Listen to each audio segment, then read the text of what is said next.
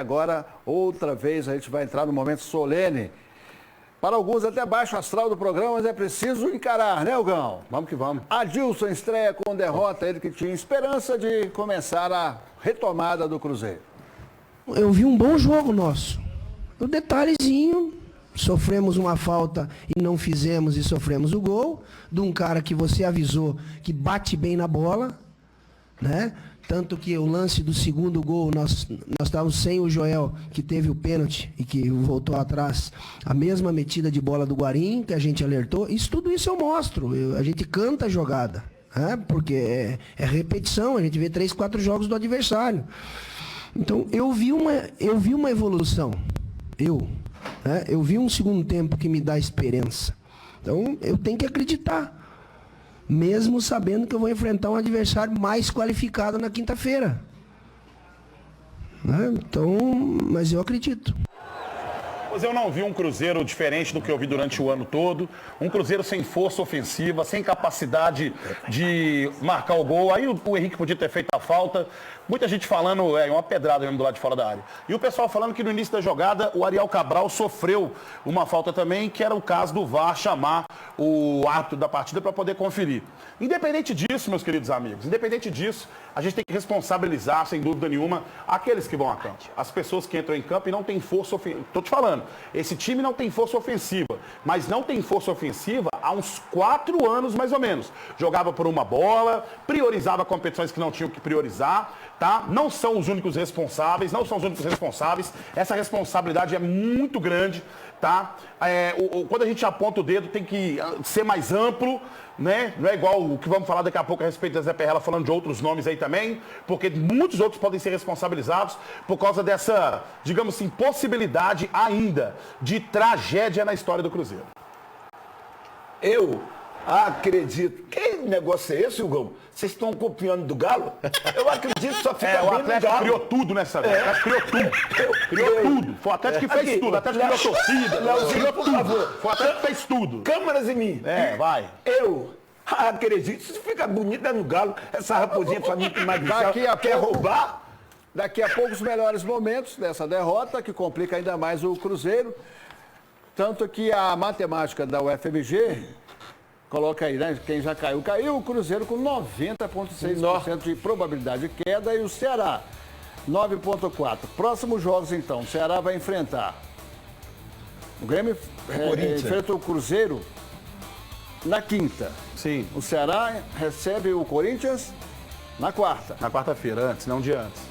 E depois do final de semana, todo mundo junto, no domingão, para encerrar o Campeonato Brasileiro. O Cruzeiro recebe o Palmeiras, o Botafogo recebe o Ceará. Agora, deixa eu explicar só o percentual. Deixa eu só explicar o percentual. O percentual é o seguinte. Qual é o percentual? Colocaram 90% para o Cruzeiro, porque o torcedor fala assim, não, mas o Cruzeiro tem a mesma capacidade em relação ao Ceará. Não, não tem essa capacidade. Havendo a possibilidade do Ceará ganhar do Corinthians e o Cruzeiro perder para o Grêmio, são 4 pontos e aí não alcança mais. E é nessa margem também que é trabalhado o percentual, por isso que o Cruzeiro está com 90,6 e o Ceará fica apenas com 9,1. Mas se o Ceará empatar e o Cruzeiro perder, acho que também ele cai, porque o número de vitórias é muito pequeno. Sim. Então o empate do Ceará e a derrota do Cruzeiro, ele já cai na próxima rodada. Por isso essa capacidade de percentual que estão colocando, isso. Diante desse risco grande aqui, o Edmir Alves está perguntando, será que a dona Segundona não está querendo trair o Toledo? Amanhã a dona Segundona responde para você, tá, Edmir Alves? Alô, Leopoldo, só um minutinho. É do depósito de material de construção. Hugão, eles estão mandando o material para aumentar o barraco da dona Segundona. Como é que tá de grana para você rachar isso? Lá no Cruzeiro não tem absolutamente nada. Não, mas sua. Agora é com você. Não, comigo agora absolutamente é com você. nada. A mulher não, aqui, é sua, parcela em 10 do cartão aí que eu vou recebendo aos pouquinhos dele. E Falou, obrigado. Está dizendo aqui que Dadá, Toledo, Cruzeiro, se ficar 5 anos na segunda divisão, vocês, Dadá e Toledo, não chega nem um terço da grandeza do Cruzeiro. Mas não é nem a unha da história do Cruzeiro Esporte Clube. Não é, nem não é o cuspe da raposa. Não é o cuspe da raposa. Deixa eu falar com você, meu amigo. Você tem que ler um pouco de Augusto Cury. Sabe por quê? O que vale é o presente e o futuro que vai chegar. Isso que passou, passou. Tá na segunda, acabou, tá junto com a gente, é do mesmo tamanho. Nós só somos o que somos como pessoas e como história particular pelo caminho e pela trajetória que a gente fez. Isso também é Augusto Cury, tá? Então, só pra você ter certeza, isso é Augusto Cury também. Então, vamos lá. Então, nós só somos o que somos exatamente pela nossa história e pela nossa trajetória. Se ele não tem orgulho, eu tenho muito. Eu vou poupar o meu querido Clube Atlético Mineiro, que tem uma história muito bonita. Agora, se for falar de Dadá, campeão aqui e ali ia colar. E o Rafael Soares está dizendo aqui, Gão, que você está cheio de gogó, porque em 2005 você ficou zoando o atleticano. Então, 2005... Deixa eu ver, nossa, se eu contar uma história de 2005 aqui, o povo vai até me matar. Então, melhor deixar. Mas não, vou contar. Minha esposa é atleticana, todo mundo sabe, a PP é bem rápido, a PP é atleticana. Nenhum dos amigos dela e amigas atleticanas queria ir no estádio com ela. Queria ir no estádio. Eu falei com ela assim, ó, eu vou, mas se eu for, vou na cadeira cativa, onde fiquem torcedores do Vasco e do Atlético. E eu fiquei, e da arquibancada eu assisti a queda do Atlético, certo? Então seria uma hipocrisia muito grande falar que eu não sequei e não comemorei aquela derrota. Mas igual tá esse ano aqui, não existiu não. Pois bem, e quando a coisa tá ruim, né, tudo contribui para uma queda, né? E esse episódio do Thiago Neves está repercutindo demais. Olha aqui. Primeiramente o vídeo do Zezé. De manhã eu vejo o nosso atleta, Thiago Neves, né, curtindo festa no Mineirão. Um jogador que está em recuperação, que poderia até ser aproveitado no próximo jogo. Diferentemente do Léo, né, que com a clavícula quebrada, acompanhou a delegação, torcendo pelo nosso time nesse momento difícil. Ele, ao contrário, preferiu fazer festa. Comemorando o quê? Eu quero comunicar que a partir de agora o Thiago não faz parte dos planos dessa diretoria.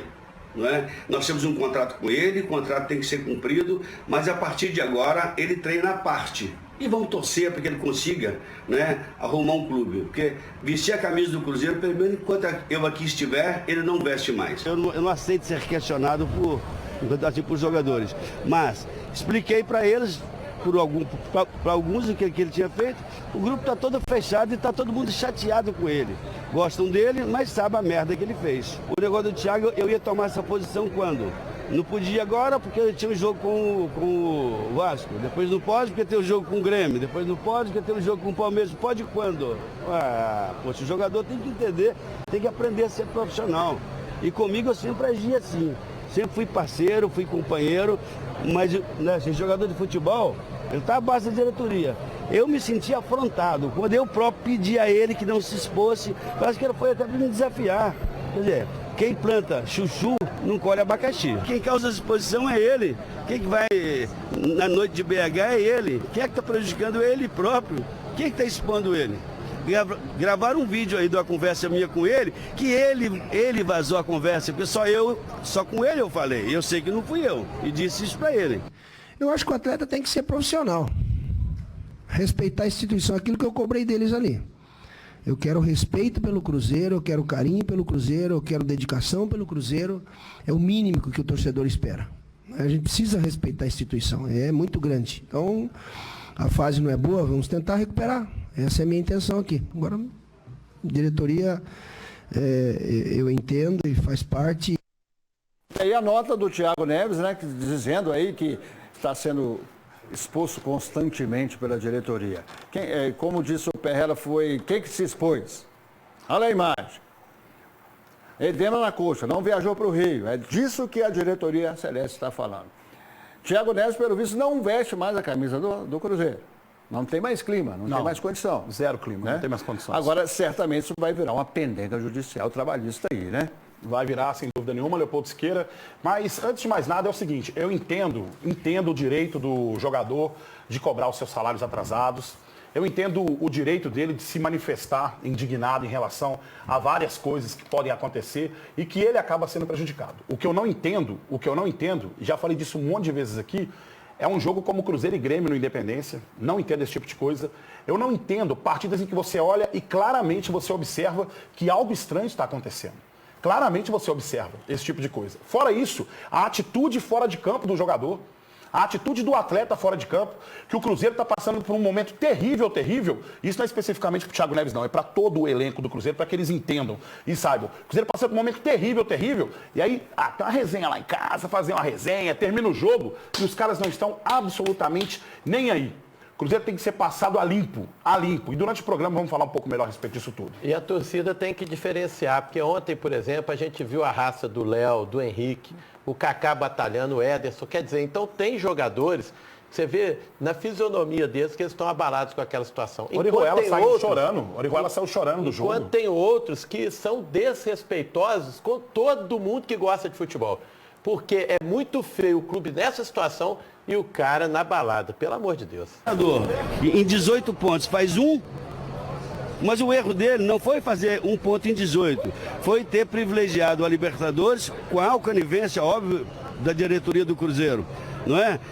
Para prestigiar Libertadores e Copa do Brasil, pensando só no dinheiro da Copa do Brasil, a diretoria, e ele pensando em ser campeão da Copa do Brasil. Abandonaram o brasileiro. A conta chegou, né? Agora é rezar para não cair. Mano, então também está na lista dos culpados. Está na lista, mas não é o único responsável por isso que acontece no Cruzeiro. Não é o único culpado. A culpa de verdade são dos gestores. A primeira culpa são dos gestores. As pessoas que foram irresponsáveis, que deram aumento de salário sem ter o controle e a capacidade financeira do clube. O departamento financeiro do Cruzeiro tinha total ciência também, certo? Que uma hora essa bomba ia estourar e que essa conta não ia fechar. Então essa responsabilidade também é de vocês. E aí, às vezes, ficou jogando a bomba assim, ó. Nós, se tivesse pego os 300 milhões, a mim tivesse pego os 300 milhões, se tivessem pego os 300 milhões, o Cruzeiro ia estar numa barca mais furada ainda. Muito mais furada. Por semestre, teria que pagar 60 milhões, que é mais do que a cota que o Cruzeiro recebe por direito de transmissão. Da detentora dos direitos, certo? Então, responsáveis por isso, inclusive a torcida do Cruzeiro tem que exigir a saída de Wagner Pires de Sá da presidência do Cruzeiro Esporte Clube, exigir o afastamento de Sérgio Nonato do Conselho do Cruzeiro, exigir um portal de transparência para que a gente veja aonde o nosso dinheiro está sendo aplicado, aonde o investimento do torcedor está realmente indo. Temos que exigir uma limpa no Cruzeiro. A única fala interessante do que o Perrella deu nesse tempo todo é a única coisa seguinte: deixar para falar no jogo contra tal não. Então a gente fala agora, antes da vaca ir pro brejo, Hugão, você tá falando sobre o Cruzeiro cair para a Série B? Tá falando, gente, é uma realidade. Esse papo de time grande não cai, esquece isso. Vamos lutar para que não aconteça a tragédia na história do Cruzeiro. Vamos lutar por isso. Mas vamos ser muito honestos em que o Cruzeiro passa por um momento terrível da sua história e que a gente tem que falar assim. Então é hora de falar de limpa, é hora de falar de portal de transparência, é hora de falar de conselho omisso, é hora de falar de diretoria incompetente, é hora de falar de jogadores irresponsáveis. É hora de falar de tudo isso. Porque se em 2020, se em 2020 acontece o pior com o Cruzeiro, que a gente volte fazendo uma limpa no Cruzeiro. Você conselheiro, que é conselheiro só por status, joga a toalha, amigo. Sai do clube. Você que está aí dentro do Cruzeiro, que participa de todos esses conchavos políticos, inclusive esse acordão que foi feito, que deixa Wagner Pires de Sá ainda na presidência do Cruzeiro. Você, Zezé Perrella, você é responsável por isso. Então vamos colocar o dedo na ferida das pessoas que são as grandes responsáveis por toda essa tragédia. Vem apontar dedo para mim aqui não, e nem para colegas de imprensa não. Porque essa responsabilidade é de uma terrível administração. De todos. Gilvan de Pinho Tavares, Bruno Vicentim, que agora tem uma comissão que defende ele pra caramba, mas você sabia que na hora que você contratou, essa conta não ia fechar lá na frente. Olha lá como é que tá na FIFA lá, todo mundo cobrando a gente lá na FIFA, todo mundo. E aí você tem Wagner Pires, naquela eleição que foi ridícula em que você venceu e que hoje não se resolve absolutamente nada. E só deixar claro, Gão, que o Perrella tá na barca, que agora ele põe culpa Está na barca. Ele põe culpa na faxineira, na cozinheira, só que o Perrella era do conselho, que apoiou o Wagner e a diretoria, ele não tomou providências, não fez aquela reunião para afastar o Wagner por 90 dias, então o Perrella está na mesma barca de toda a diretoria que você falou. Concordo. Porque senão ele sai ainda como o mocinho. E não pode mesmo. E ele não conseguiu segurar a onda, que era não deixar o Cruzeiro ser rebaixado, que ele prometeu isso.